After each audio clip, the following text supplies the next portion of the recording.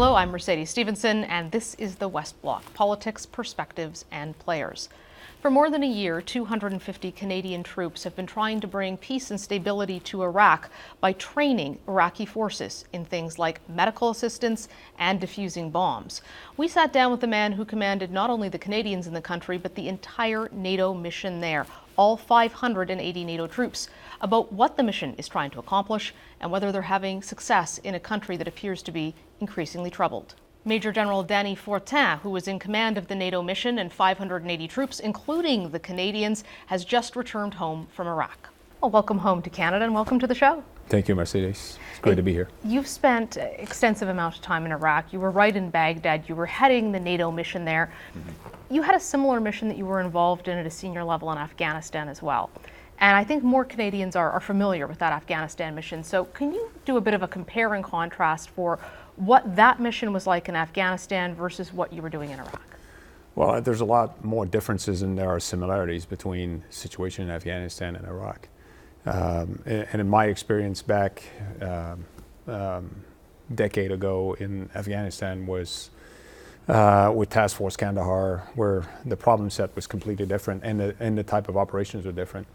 NATO Mission Iraq is a training and advisory mission that works primarily with the Ministry of Defense, answering two requests that they made. We need help with your advice on defense sector reform. We need to change, we need to adapt in the Ministry of Defense. And we need help professionalize the force, develop professional military education system, which means train trainers, but also establish those mechanisms in the organization.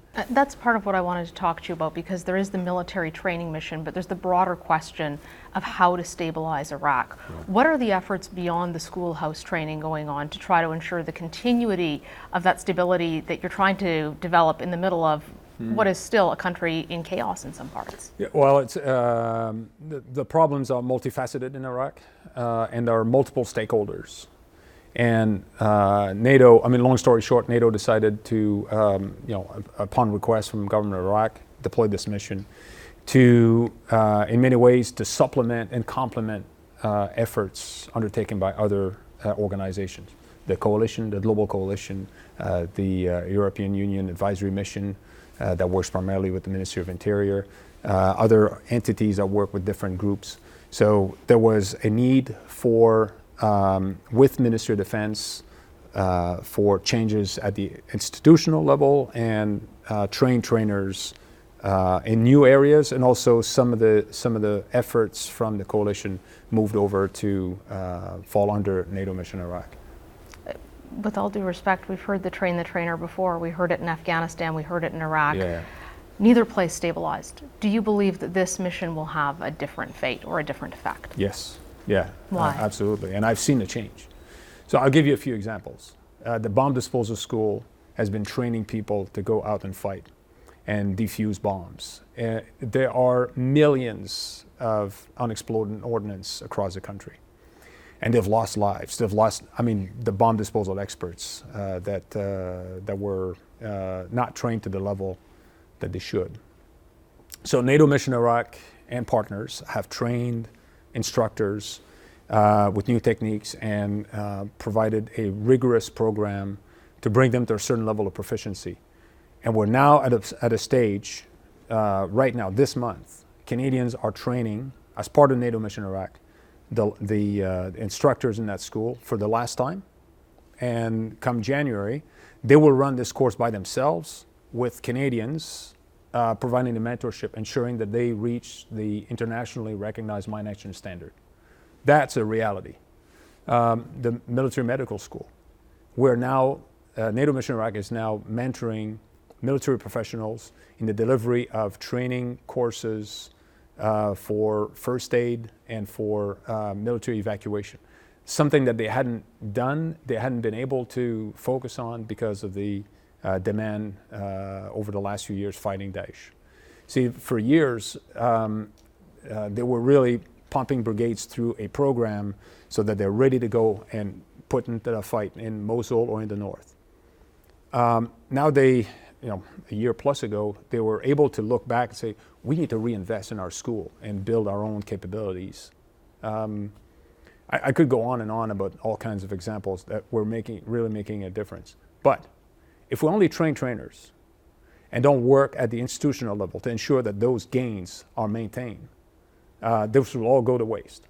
So we're working with them on establishing a more robust training system, on processes for them to leverage what NATO has to offer. There have been allegations of some pretty serious human rights abuses, of lethal force against civilians who are out demonstrating.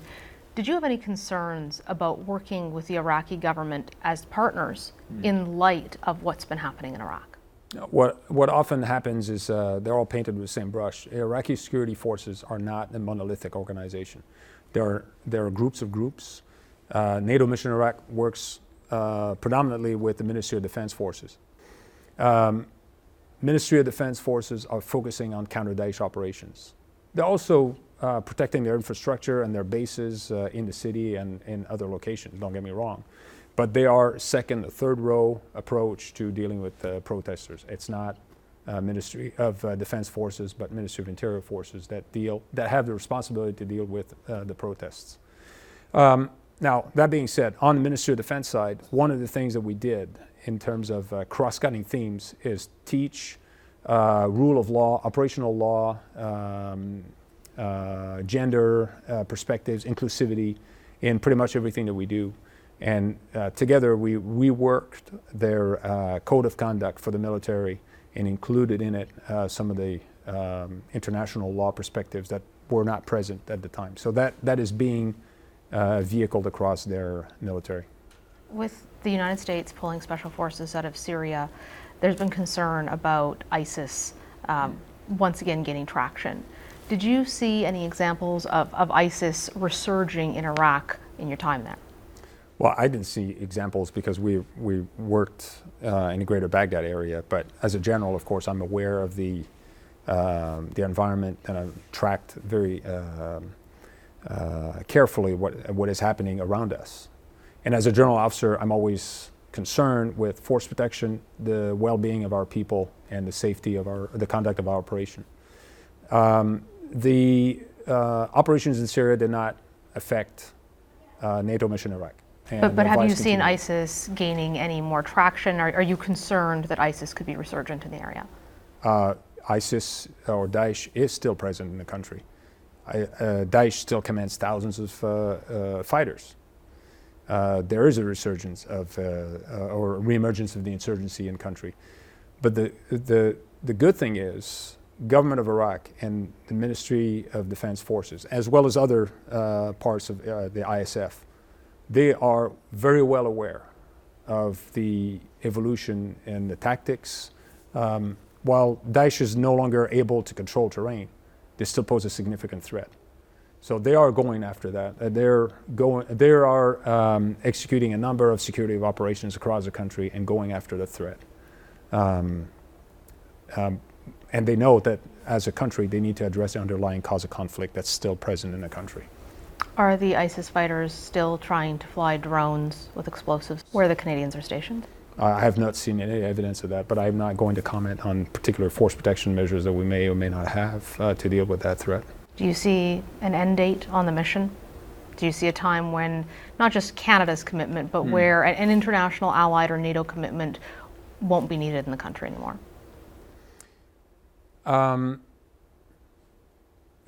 The operation is conditions-based. Now, what this means is there are things that we need to get done. We're there at the invitation of the government of Iraq. So as long as government of Iraq wants to have a NATO presence for the particular things that they asked help with, we will endeavor to get that done. I'm no longer the commander, right? But I can tell you that we have a solid plan. What I would like to see is the commander at the time in a position to recommend mission termination, having reached the quality and the quantity of instructors in the schools that we were asked to work in, that we have those programs in place. We have processes in place to leverage what NATO and others have to offer. Major General Fortin, thank you very much for your time. Thank you very much. That's all the time we have. Thanks for watching. I'm Mercedes Stephenson.